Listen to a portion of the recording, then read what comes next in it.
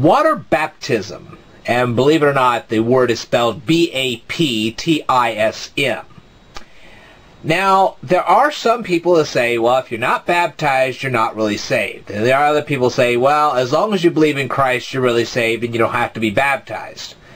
And I would rather not get into that discussion. There are theological scholars that do a better job on that kind of stuff than I do. What I'd like to do in this particular video is say this. When it comes to baptism, okay, there are some things that do not qualify as baptism. Number one, if you dunk your head into a bathtub full of water, or you join a swimming team, you have not been baptized. I don't care who tells you otherwise, that's just not the case. Number two, if someone gives you a bribe and says, here's $100, go get baptized, that doesn't qualify. And I know you people stand there and say, oh, nobody ever does that. Yeah, right. You would be amazed at how many people actually try to do that kind of stuff. It don't work that way, people.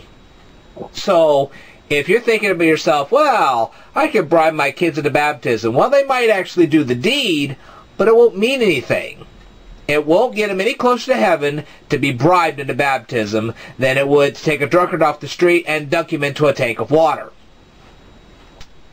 Number three, if you find some kind of obscure orator playing the role of a reverend and suddenly he pulls out a .357 Magnum and he says, you have to be baptized or I'm going to blow your brains out. No, that doesn't quite qualify as baptism. You can't threaten somebody into baptism any more than you can coerce somebody into baptism. Baptism comes from your willingness to go forward.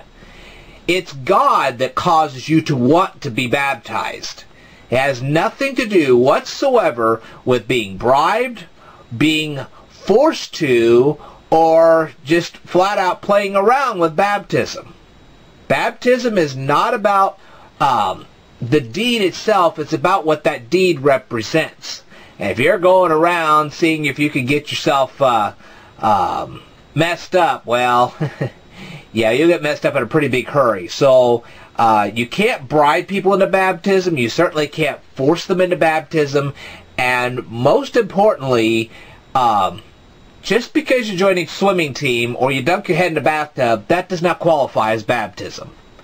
Now, real Christians will get a kick out of this. Those that are radical and take things off the deep end will not get so much of a kick. But anyway, you know what baptism is not. So now it's just your task to figure out what baptism is to you. Alright, now covering that topic, I would also like to cover tongues.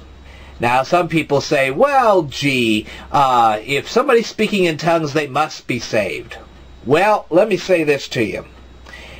Demonic spirits can also speak in tongues. Not the same tongues as God's tongue, but they can also speak in tongues. So you have to ask yourself, if these demonic spirits can also speak in tongues, well, how do we know whether somebody's Christian or full of a demonic spirit? The key is whether they're living a godly life or not. If they're living a godly life, that may be possible that they may be speaking in tongues. However, if they are not living a godly life, they're not speaking in godly tongues. And you need to know the difference. Judge their life based on the book of the Bible, or the books of the Bible. Judge their life with that. And if they're not following the example of Jesus Christ, then what they're speaking is demonic tongues. And you don't want that in your church at all. So before you say, hey, this person's saved, they're speaking in other tongues, make sure that those tongues are coming from Christ and not from some demon spirit. Because they're coming from some demon spirit, they can lead you straight to H-E double hockey sticks. Alright, having said all that, I will cover more in a future video, so stay tuned.